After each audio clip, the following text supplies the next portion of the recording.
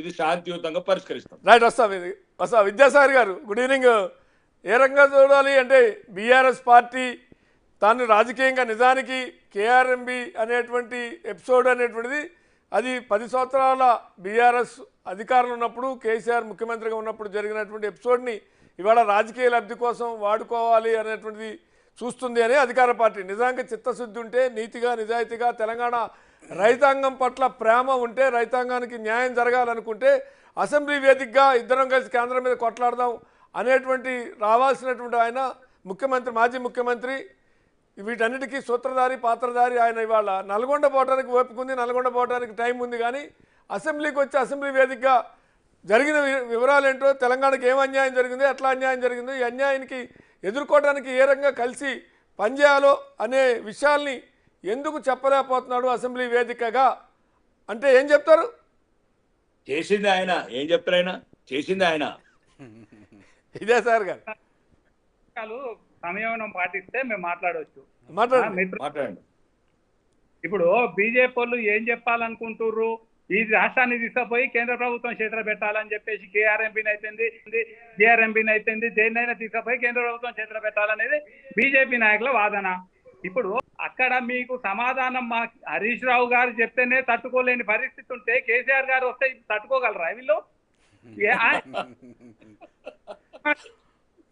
మీ ఈ నవ్వులే పనికిరావు. ఈ నవ్వులు రేపు చెప్పండి. కేసీఆర్ అంటే మాకు హిట్లరు, ముస్సోలి, తెలంగాణ ప్రజలు భయపడతారని చూసి ఉచ్చబోసుకుంటారు. నిజంగా చెప్పేది ప్రజలు, కామారెడ్డి ప్రజలు మంచిగా బాగా తట్టుకున్నాడు కాదు.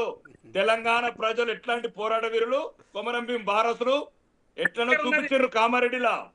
మీరు ఏమనుకుంటున్నారు? కేసీఆర్ నుంచి భయపడే తెలంగాణ, ఇప్పుడు తెలంగాణ చూసి భయపడే కేసీఆర్ ఈరోజు ఒక్కరోజు 10 సంవత్సరాలు పోలీసు కాకి పాములు యూనిఫామ్ అడ్డు పెట్టుకొని తెలంగాణ ప్రజలను భయపెట్టి నిజాం రూల్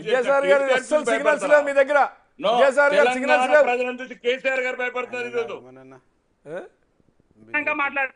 గారు ఇప్పుడు పవర్ పాయింట్ ప్రజెంటేషన్ ఒక ప్రైవేట్ ఆర్గనైజేషన్ తో చేయించి దాన్ని తీసుకొచ్చి అక్కడ పెట్టి మేమేదో ఉద్ధరించినాం, మేమేదో చేసినాం అంటారు.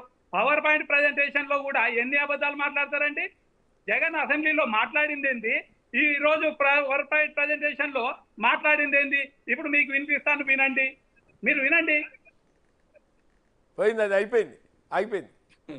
నేను ఇప్పుడే చెప్పాను, గోదావరి జలాలను వాళ్ళే ఒప్పుకున్నారు బహిరంగంగా. ఈరోజు మీరు కావాలంటే లైవ్ చూడండి, అసెంబ్లీ లైవ్ చూడండి, అసెంబ్లీ రికార్డెడ్ చూడండి. మా పక్కనే ఉన్నారు టీఆర్ఎస్ వాళ్ళు చెప్తున్నారు క్లియర్ గా ఏమైనా కామెంటరీ చేసేది ఎక్కడన్నా చూసామా అండి? ఎందుకు?